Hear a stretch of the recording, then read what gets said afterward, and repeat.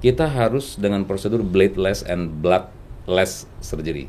Jadi tanpa blade, tanpa pisau, dan tanpa perdarahan. Karena kalau kita misalnya meng-apply stem cell, juga melukai, stem cell itu nanti akan terbuang. Perawatannya lama nggak, Dok, untuk ketika nanti diberikan stem cell itu pada pasien? Ya nggak lama. Jadi sebenarnya sih ini bisa one day care ya. One day care itu ada juga ya, pasien misalnya masuk pagi ya, kemudian kita kerjakan sore ya, besok paginya sudah pulang. Tidak hanya dari dalam negeri ya, dari luar negeri juga banyak datang ke kita. Pasiennya sejak tahun 2016 itu sudah lebih dari 1.200 pasien yang kita apply di kasus-kasus di RSF. 1.200 ya, Dok? 1.200 lebih.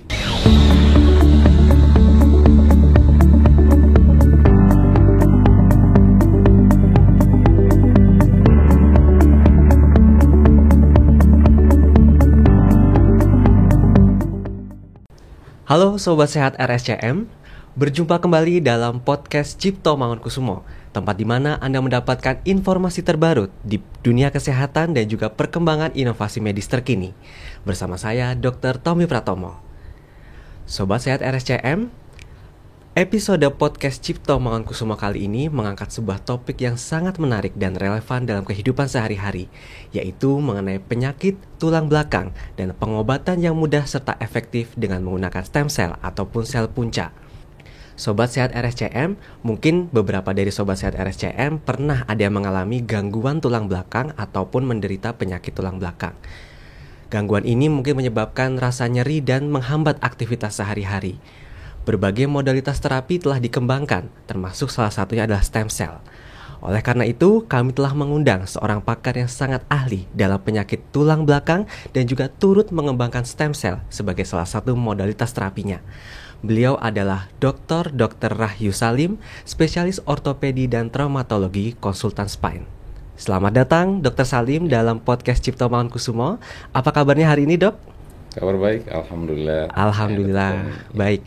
Terima kasih dokter telah berkenan hadir bersama kami Sobat Sehat RSCM untuk membahas mengenai penyakit tulang belakang dan terapi stem cell untuk menanganinya.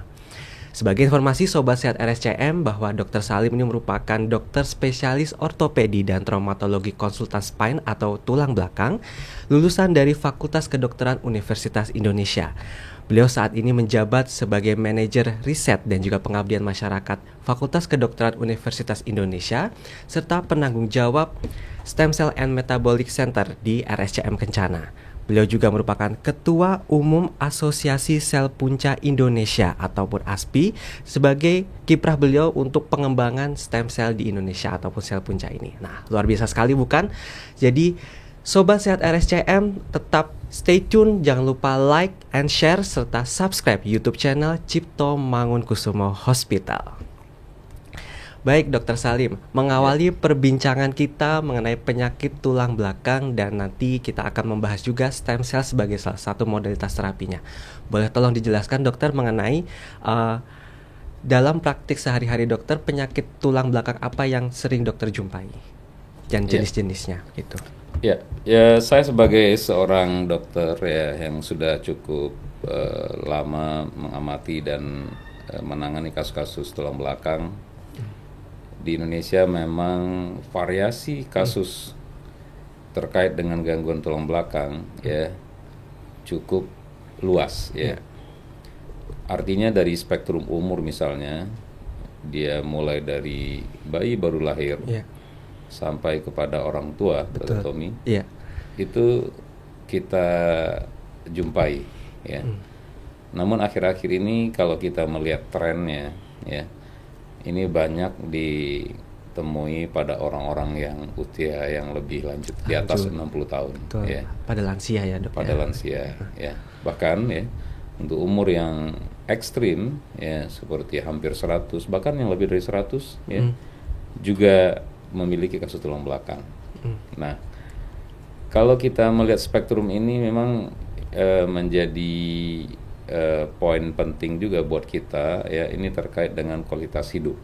Ya. Nah, dari yang datang kepada kita ya, kita hanya bisa bagi barangkali kasus-kasus tulang belakang itu dua kasus saja sebenarnya. Iya. Yang pertama kasus kelemahan, yang kedua kasus nyeri. Ya. Oh, datang dengan kelemahan dan nyeri, Dan ya nyeri, dok. ya. Betul. Kalau tulang belakang itu, nah ada juga yang postur ya. Kalau postur tuh memang didominasi oleh anak-anak dan remaja. Tapi kalau pada orang tua, keluarnya yang di usia-usia yang lebih ini, keluarnya yang datang itu adalah tadi itu, dia ada nyeri, ada kelemahan. Kalau di usia-usia remaja itu ya postur, ya misalnya dia bongkok, skoliosis, ya, kemudian posturnya pendek gitu ya. Pada orang tua tadi itu nyeri, lemah. Nah, akhir-akhir ini ya, jangan salah juga bahwa datang dengan keluhan tidak bisa menahan buang air kecil. Ada juga itu ya dok ya? Ada juga ya. Dan kita melihat memang ya problemnya bisa dijumpai di bagian urogenitalianya, di bagian alat berkemih, berkemih. Tetapi juga gangguan yang tidak di sana, tapi gangguan di tulang belakang. Karena persarafannya ya dok. Persarafannya. Nah ini menjadi isu-isu yang kelihatannya memperluas cakupan, bahwa dulu kelainan tulang belakang hanya pada nyeri atau katakanlah pada kelemahan atau kelumpuhan yang lebih ekstrim. Ya. Nah ini sudah bisa juga gangguan-gangguan lain. Begitu Dr. Tommy. Baik, berarti dari jenis-jenisnya ini spektrumnya sangat luas ya dok ya. Baik dari rentang umurnya, dari bahkan bayi sampai dengan orang tua, lansia. Betul. Gitu ya dok. Dan lalu juga keluhannya berbagai macam yang tadi dokter sudah kelompokkan jadi awalnya kelemahan dan juga nyeri gitu ya dok. Betul. Dan juga ternyata semakin berkembang ke sini, ternyata tidak hanya secara struktur tulangnya, tapi karena di tulang belakang itu juga ada persarafannya, sehingga orang datang juga karena ada keluhan persarafan di tulang belakang itu ya dok. Iya benar. Baik. Nah, itu kan tadi banyak ya dok keluhannya, dari berbagai macam usia juga bisa terkena. Nah, mungkin yang datang dengan kelemahan dan nyeri ini dok, karena kan mungkin orang awalnya nyeri lalu tidak nyaman ya dok ya. Nah, sebenarnya gejala awal apa yang perlu diwaspadai sehingga ayo langsung untuk konsultasi ke dokter gitu. Ya, sebenarnya kalau kita ngelihat keluhannya, kalau ada gangguan nyeri atau gangguan kelemahan, itu sebaiknya ke dokter ahli tulang belakang dulu. Ya, atau bisa juga ke dokter saraf ya. Atau dokter bedah saraf ya. Nah, sesudah kita bisa mengamati problemnya di struktur di tulang belakang, kita memiliki banyak modalitas. Ya, mulai dari chemical dan seterusnya, mulai dari itu sampai yang terakhir sekarang ini dengan yang akan kita bahas nanti gitu, stem cell dan turunannya.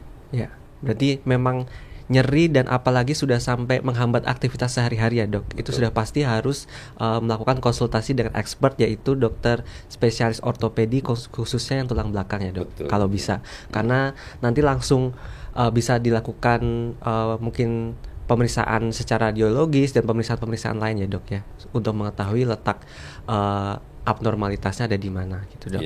Nah, apabila dok kan ya seperti kita ketahui ya dok, kadang-kadang mungkin ada orang yang kurang aware, kurang perhatian terhadap apa yang dia rasakan, lalu mungkin masih dalam batas toleransinya, sehingga datang-datang mungkin sudah dalam keadaan yang parah begitu dok, ataupun dalam jangka waktunya sudah kronis begitu. Nah, bagaimana dok ini resiko dan komplikasinya apabila dibawa ataupun konsultasi itu sudah dalam keadaan yang kronik begitu dok? Ya. Apa yang dapat terjadi? Jadi kalau cerita tentang kronik ini ada dua isu sebenarnya. Yang pertama waktu yang sudah lama ya. Yang kedua itu kondisinya yang sudah berat. Jadi kalau kronik itu biasanya penyakitnya udah lama dan biasanya sudah berat. Ya. Nah ini sangat menjadi challenging ya. Ini menantang. Ya, karena dengan berbagai modalitas ya, pengobatan dengan kasus yang berat dengan waktu yang lama ini perlu strategi-strategi khusus.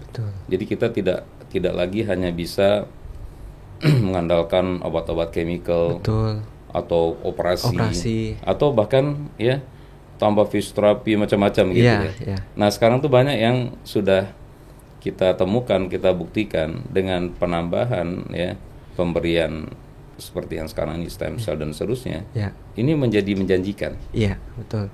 Ya, jadi ini menarik ke depannya untuk kasus-kasus yang advance, untuk kasus-kasus yang tadinya tidak bisa ditangani secara konvensional oleh modalitas yang ada. Sekarang stem cell bisa memberikan suatu jawaban yang lebih baik gitu. Jadi Sobat Sehat RSCM, seperti tadi sudah dikatakan oleh Dr. Salim bahwa model tes terapi terus berkembang dan dengan tujuan untuk meningkatkan kualitas hidup pasien, maka dikembangkan saat ini adalah stem cell. Nah, saya mau bertanya lagi nih ke Dr. Salim. Bagaimana awalnya nih dok, stem cell ini digunakan untuk salah satu model tes terapi untuk penyakit tulang belakang? Iya. Sejarah perkembangan stem cell ini kan memang awalnya temuan-temuan bahwa ada sel yang bisa bertambah atau membelah gitu ya. Iya, betul. Lalu dia memperbanyak diri. Sesudah itu ternyata pada lingkungan tertentu dia bisa menjadi sel tulang, sel osteoblast, bisa menjadi sel hati, bisa menjadi sel rambut gitu ya. Dan bisa menjadi sel kulit dan seterusnya. Jadi stem cell itu adalah satu sel yang memiliki kemampuan untuk itu. Ya. Kalau dia kita tanamkan di tulang misalnya, dia akan menjadi sel tulang. Kalau kita tanamkan dia di saraf, dia menjadi sel saraf. Kalau dia mendapatkan lingkungan yang sesuai dengan sel hati misalnya, dia menjadi sel hati. Nah, dasar pemikiran itulah sebenarnya kami ya di Departemen Ortopedi yang divisi tulang belakang melihat potensi ini ya. Kita banyak sekali kasus-kasus ya, misalnya kasus ya tulang belakang yang hancur-hancuran. Baik karena infeksi, ada juga karena tumor ya. Ada juga karena trauma. Ya. Ada juga memang karena sudah degenerasi karena usia ya. Nah, penyebab-penyebab ini ternyata stem cell bisa memberikan pembuktian bahwa dia mampu meregenerasi dan mengembalikan struktur itu. Jadi katakanlah pada kasus TBC ya, infeksi, tadi tuh 1-2 level tulang itu sudah hancur gitu ya. Lalu kemudian dulu dioperasi. Dioperasi itu malah implannya yang patah. Ya. Dan ini menariknya. Jadi penelitian kami di FKUI itu menunjukkan bahwa ya kalau kita tidak berhasil mengisi defek ini implannya akan, atau pen ya kalau bahasa kitanya, bahasa awamnya, itu akan patah-patah terus. Nah, dengan kita tambahkan stem cell ya, tulang ini tumbuh, pen ini bisa kita cabut. Iya, betul. Ya. Nah ini menariknya kasus-kasusnya. Ini untuk kasus yang tadi itu ya, kronik dan berat itu ya, lama dan yang berat. Untuk kasus-kasus yang ringan juga misalnya pada saraf kejepit ya misalnya. Banyak sekali ya dok tuh kasusnya. Jadi ada saraf yang kejepit, lalu saraf ini mengalami degenerasi, mengalami iritasi, kemudian ada saraf ini yang semungkin demyelinisasi ya. Artinya saraf itu lapisannya itu sobek-sobek gitu. Sudah tidak intak. Ya, sudah nggak intak lagi ya. Jadi kayak kabel ya misalnya, itu ada yang coel-coel begitu. Nah, sekarang dengan kita berikan stem cell, itu kabel tadi itu dia mulus lagi seperti ya awalnya dia terbentuk ya. Ini yang secara molekuler, secara seluler udah kita buktikan. Regenerasi saraf misalnya, regenerasi tulang, itu tidak ada bedanya dengan tulang yang sehat ya di usia pada saat dia itu ada. Ya misalnya kita regenerate di usia 16 tahun dan itu kita lihat ya di bawah mikroskop itu struktur tulangnya nggak ada beda. Berarti langsung kembali seperti awal mulanya ya dok? Iya, nah ini yang menarik sih sebenarnya penggunaan stem cell gitu. Baik ya, jadi tadi kita sudah ketahui juga ternyata stem cell ini bisa mendukung juga ya dok terapi yang sudah diberikan, misalnya tadi sudah dipasang pen, lalu tulangnya juga diberikan stem cell sehingga pennya bisa dilepas, tulangnya kembali utuh lagi gitu ya dok ya, bisa komplementari gitu ya dok. Betul. Dan juga ternyata setelah dilakukan penelitian, setelah diberikan stem cell fungsinya bisa kembali ke semula ya dok ya?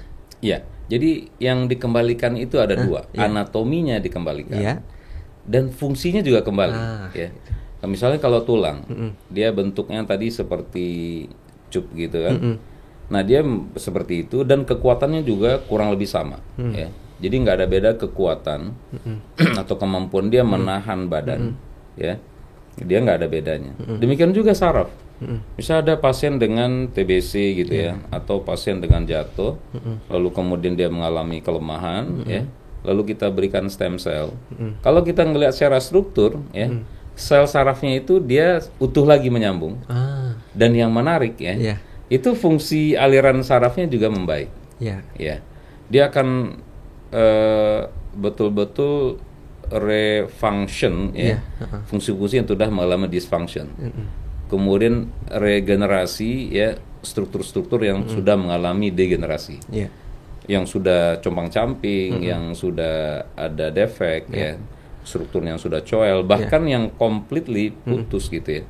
Itu kalau kita bridging, kita berikan stem cell, ya, seperti tulang, ya, dia bisa menyatu lagi dan powernya kembali seperti sebelumnya. Oh, sangat menarik nih ya Sobat Sehat RSCM. Jadi berawal dari memperbaiki struktur atau secara anatomisnya sehingga secara fungsionalnya pun bisa kembali lagi ya dok ya. Apalagi untuk penyakit-penyakit tadi Sobat Sehat RSCM mungkin sudah sering mendengar HNP, saraf kejepit gitu ya dok. Itu kan pasti kronik ya dok. Orang sudah pasti mentoleransi nyerinya dari yang ringan sampai yang berat gitu ya dok. Dan jika diberikan stem cell ini maka ada kemungkinan dan kemungkinan besar sudah dibuktikan dengan penelitian akan kembali seperti semula ya dok ya. Iya betul. Akan bisa beraktivitas seperti semula karena kan mungkin selama ini orang dengan nyeri tulang belakang itu sangat terbatas dok aktivitasnya gitu kan, harus memperbaiki postur, tidak bisa mungkin olahraga yang terlalu berat begitu ya dok ya.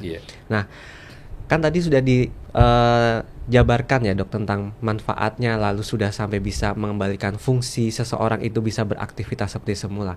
Nah yang masih belum terbayang mungkin ya dok bagi Sobat Sehat RSCM ini, pemberian stem cell ini sebenarnya dilakukan dengan cara yang bagaimana dok? Karena kan kalau yang kita ketahui operasi itu kan harus di meja operasi, lalu dengan menggunakan pisau operasi dibius. Nah itu bagaimana dok kalau stem cell ini? Ya, nah ini yang menarik ya. Jadi pemberian stem cell itu dulu kita memikir ya, oh kita operasi ditempatkan stem cell. Betul. Justru kalau prosedurnya seperti itu, selnya jadi beralih fungsi dia. Dia malah memperbaiki lukanya. Oh iya betul. Ya, betul. Sehingga ya mengaplikasikan stem cell atau mengimplementasikan stem cell untuk kasus ini, kita harus dengan prosedur bladeless and bloodless surgery. Bladeless and bloodless. Ya. Jadi tanpa blade, tanpa pisau, dan tanpa perdarahan. Karena kalau kita misalnya meng-apply stem cell juga melukai, stem cell itu nanti akan terbuang untuk memperbaiki lukanya. Dia nggak fokus kepada pekerjaan dia. Iya betul. Nah sehingga kita mengembangkan ya metode-metode yang mencederai struktur-struktur mulai dari kulit, ya, otot, tulang, saraf, kemudian sendi, diskus itu. Ya. Cederanya minimal, ya. Bahkan kita sangat bilang itu micro injury, ya, bukan minimal injury lagi. Karena itu kadang-kadang kita hanya pakai jarum, ya, yang 1,2 diameternya, milimeter, ya, diameter segitu. Sehingga memang betul-betul begitu kita introduce sel itu ke lokasinya, sel itu memang fokus meregenerasi itu. Ya. Ke targetnya ya dok. Ke targetnya betul. Tidak untuk luka yang dibuka tadi di awal. Betul, kalau misalnya metodenya masih insisi operasi gitu ya. Oke. Dan pasti perdarahannya juga minimal ya dok ya, karena kan cuma jarum kecil ditusukkan begitu aja ya dok. Sehingga kalau mungkin ada juga yang bertanya, terus bagaimana dong kalau saya harus melakukan ini pasien pada jatuh misalnya, ada pasang pen dan seterusnya, ya udah beresin satu dulu. Ya. Misalnya pennya dibenerin dulu, ya. Kemudian kita lihat parameternya udah mendukung, baru kita insert stem cell-nya. Ya. Jadi kalau kita combine, selnya nanti jadi gagal fokus dia. Oh iya. Ya, begitu. Baik, Tommy. Baik dok. Paham. Berarti yang seperti kasus TB tadi itu ya dok ya. Betul. Karena ada mungkin tulangnya menjadi rapuh ya dok, sehingga harus dipasang pennya juga akan lepas terus. Tapi ketika disupport oleh stem cell, maka pemulihannya dan perbaikan atau regenerasi jaringannya akan lebih bagus begitu ya Betul, dok ya. betul. Oke. Dan ini perawatannya lama nggak dok untuk ketika nanti diberikan stem cell itu pada pasien? Ya nggak lama. Jadi sebenarnya sih ini bisa one day care ya. One day care itu ada juga ya pasien misalnya masuk pagi ya, kemudian kita kerjakan sore ya, besok paginya sudah pulang. Atau ada pasien yang datangnya malam ya, lalu kemudian pagi dikerjakan, sorenya udah pulang gitu. Iya. Jadi cukup waktu sih sebenarnya, kurang dari 24 jam ya dari sejak pengerjaan itu pasien sudah pulih gitu. Jadi pulih dan boleh pulang. Jadi karena perawatan lebih mengevaluasi dampak pembiusan ya, karena emang prosedur ini masih memerlukan pembiusan ya. Karena kita perlu posisi yang tenang, kemudian presisi ke lokasinya ya. Dan kita tidak mau tip dari needle kita itu kemana-mana gitu. Betul dok. Ya berarti tetap ya dok, karena kan setelah melakukan perawatan ataupun tindakan apapun itu kita harus mengevaluasi ya dok ya. Benar. Kepentingannya itu ya dok. Jadi Iya. memang pasien sudah berkonsultasi sebelumnya dengan Iya. dokter spesialis, lalu diberikan assessment dan juga diberikan waktu untuk mempersiapkan tindakan. Nanti setelah selesai tindakan baru jika dinyatakan sudah aman maka boleh pulang begitu ya dok Iya, ya. Dan kurang lebih 24 jam sampai 48 jam ya dok Iya ya. betul. Tidak terlalu lama ya dok, tidak seperti operasi yang harus selesai menunggu bius, lalu menunggu Iya. perawatan lukanya gitu ya dok, Iya. dievaluasi lagi begitu ya dok ya. Jadi length of stay ataupun masa rawat di rumah sakit itu pasti sebentar, sehingga apakah bisa dok misalnya setelah diberikan stem cell itu langsung, misal nih dok kan ada yang apakah bisa saya langsung beraktivitas seperti semula atau kayak memang harus bertahap gitu setelah diberikan stem cell? Harus, dia boleh mengerjakan apapun. Sangat Jadi, menarik iya, ya. kalau dia tadinya katakan olahragawan ya boleh olahragawan lagi. Dia exercise Iya. nggak ada masalah. Justru memang yang jadi menarik adalah ya pemberian stem cell itu harus diikuti dengan physical activity. Ya. Ya. Kenapa? Karena konsep dari stem cell treatment itu adalah menumbuhkan sel di daerah lesi itu. Ya. Ya. Nah, yang namanya kita menanam ya, tentu ada bagaimana tanaman ini bisa tumbuh yang bagus dan gitu. Ya. Jadi sesudah misalnya pulang, ya, yang perlu kita berikan informasi kepada pasien, ya, masalah nutrisi, ya, dia jangan makan berlebihan juga gitu ya. Jadi dia bebas makan, yang nggak ada pantangan sesuai dengan kebutuhan dia. Terus yang kedua physical activity, ya. Nah untuk physical activity ini kita ada patokannya ya, terkait dengan misalnya umur gitu. Patokannya itu ya lari kecil sih sebenarnya. Ya, dia lari jaraknya itu kita ambil rumus 100 kurang umur kali 10% kilometer. Itulah sebagai patokan dia lari-lari pasca pemberian stem cell. Berarti Sobat Sehat RSCM nih ya, sangat banyak keunggulan dari metode stem cell untuk terapi pada penyakit tulang belakang. Karena selain minimal invasif, lalu juga perawatannya di rumah sakit tidak lama, ternyata setelah keluar rumah sakit pun Sobat Sehat RSCM bisa beraktivitas seperti sedia kala. Begitu ya dok ya, tidak terhambat harus misalnya duduk terus selama misalnya 3 hari begitu ya dok kan, karena kan kalau misalnya ada luka harus stabil dulu ya dok gitu. Nah ini ternyata tidak bisa melakukan aktivitas sehari-hari dengan bahkan kita larang duduk, dia harus lari. Malah harus lari ya Sobat RSCM ya. Jadi tetap diimbangi dengan physical activity karena apa yang tadi telah ditanam itu ya dok ya akan tumbuh dengan baik jika dia juga diberikan rangsangan yang bagus juga ya dok ya dengan aktivitas fisik itu.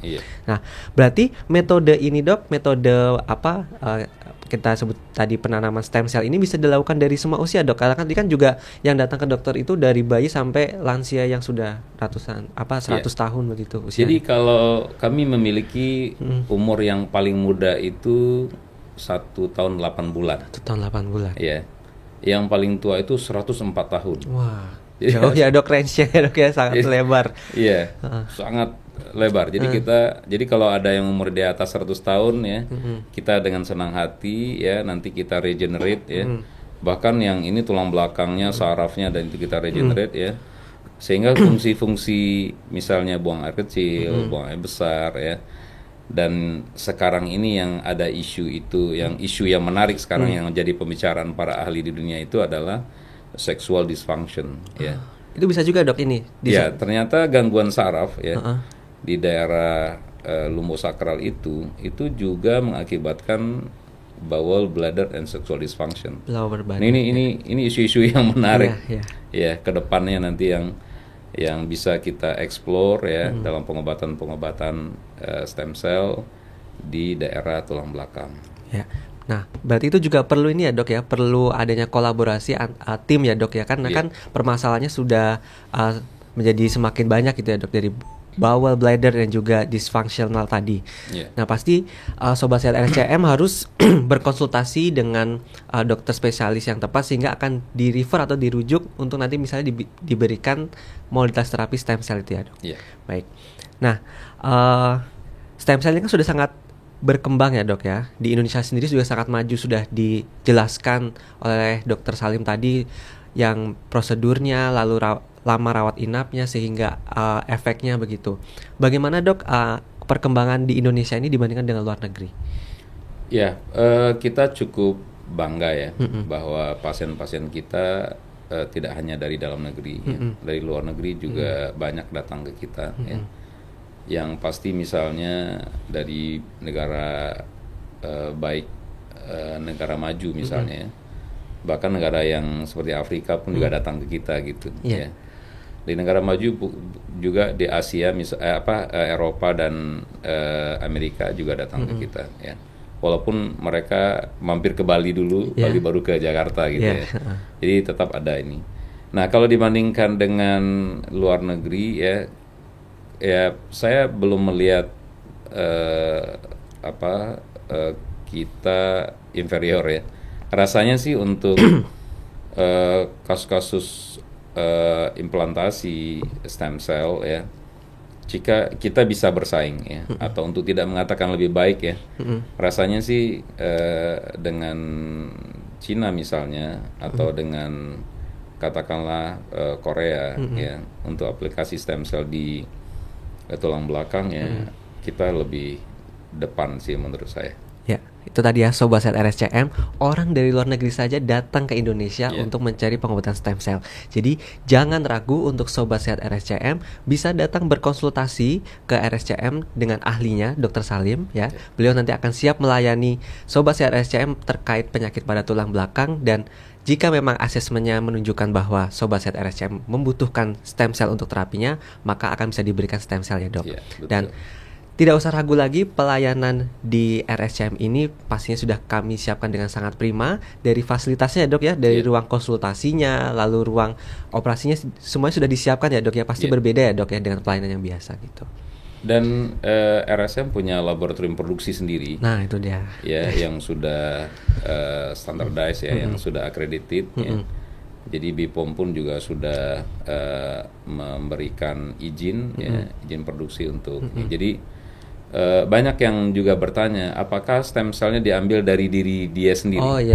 Atau dari donor gitu atau dari donor ya. Kita sudah mengembangkan stem cell dari tali pusat. Memang kita lebih banyak di RSCM mengembangkan tali pusat ya. Untuk yang lain sih kita akan masih coba untuk pengembangan misalnya hematopoietic stem cell ya, CAR T cell dan yang lain. Tapi yang sekarang yang kita sudah eksis ya, yang sudah banyak kita applied ya, bahkan pasiennya sejak tahun 2016 itu sudah lebih dari 1.200 pasien yang kita applied di kasus-kasus di RSCM. 1.200 ya dok? 1.200 lebih. 1.200 lebih bahkan ya Sobat Sehat RSCM yang sudah merasakan manfaat dari terapi stem cell. Betul. Khususnya di penyakit tulang belakang ya dok? Penyakit tulang belakang, di ortopedi. Di ortopedi ya secara keseluruhan. Jadi apabila Sobat Sehat RSCM ini punya keluhan terhadap penyakit tulang belakang ataupun di bidang ortopedi yang lain, ini sudah ada testimoni dari 1.200 pasien yang sudah membuktikan bahwa terapi stem cell di RSCM ini tidak kalah dengan ada yang di luar negeri. Dan pastinya ya dok, kita sudah terstandar ya dok pelayanannya ya, karena sudah terakreditasi GCI, sehingga jangan khawatir untuk datang dan segera berkonsultasi. Maka dari itu nanti setelah mendapatkan terapi bisa beraktivitas seperti semula.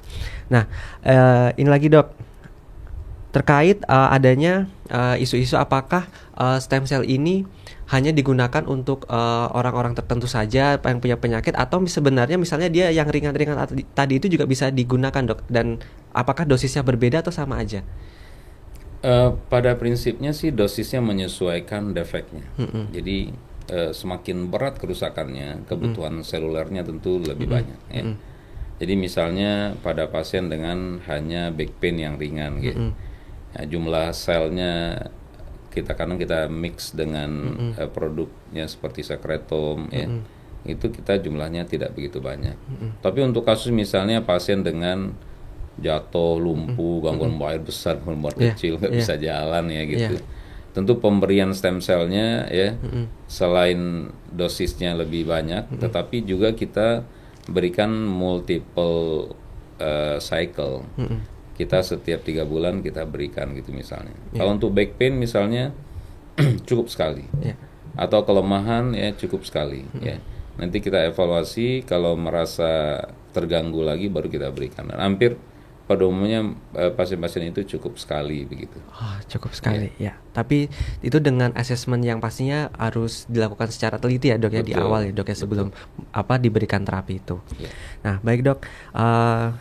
Kita sudah berada di penghujung podcast ya, Dok, ya. Sehingga tadi Sobat Sehat RSCM sudah banyak sekali mendapatkan informasi mengenai penyakit tulang belakang, lalu modalitas terapi stem cell untuk menanganinya, dan pasti pelayanan stem cell di RSCM ini kami berikan secara paripurna, secara komprehensif, dan juga nyaman untuk pasien. Jangan ragu untuk datang ke RSCM dan berkonsultasi dengan ahlinya. Nah, dokter, silakan, apakah ada pesan-pesan, Dok, untuk Sobat Sehat RSCM bagi yang memiliki keluhan penyakit tulang belakang dan untuk bisa berkonsultasi ke sini, lalu mungkin nanti bisa cocok dengan terapi stem cell itu?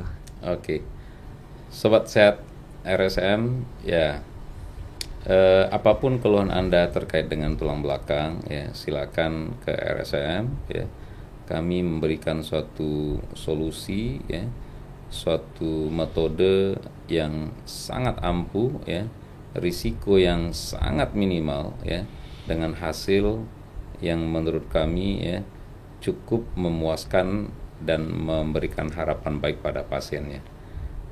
Demikian, Dr. Tommy barangkali. Baik, terima kasih Dr. Salim, sungguh sangat membuka pengetahuan untuk kita semua ya, Dok, ya, bahwa saat ini dengan perkembangan ilmu pengetahuan di bidang kedokteran dan juga inovasi medis, pasti kita berfokus pada kenyamanan pasien ya, Dok, ya. Baiklah, itu tadi Sobat Sehat RSCM, perbincangan kita bersama dengan Dr. Salim mengenai penyakit tulang belakang dan pengobatan yang mudah dan efektif dengan menggunakan stem cell. Jangan ragu untuk datang ke RSCM dan berkonsultasi dengan ahlinya terhadap keluhan Anda. Kami akan berusaha untuk tetap melesat, menolong, memberikan yang terbaik. Sampai jumpa dalam podcast Cipto Mangunkusumo selanjutnya.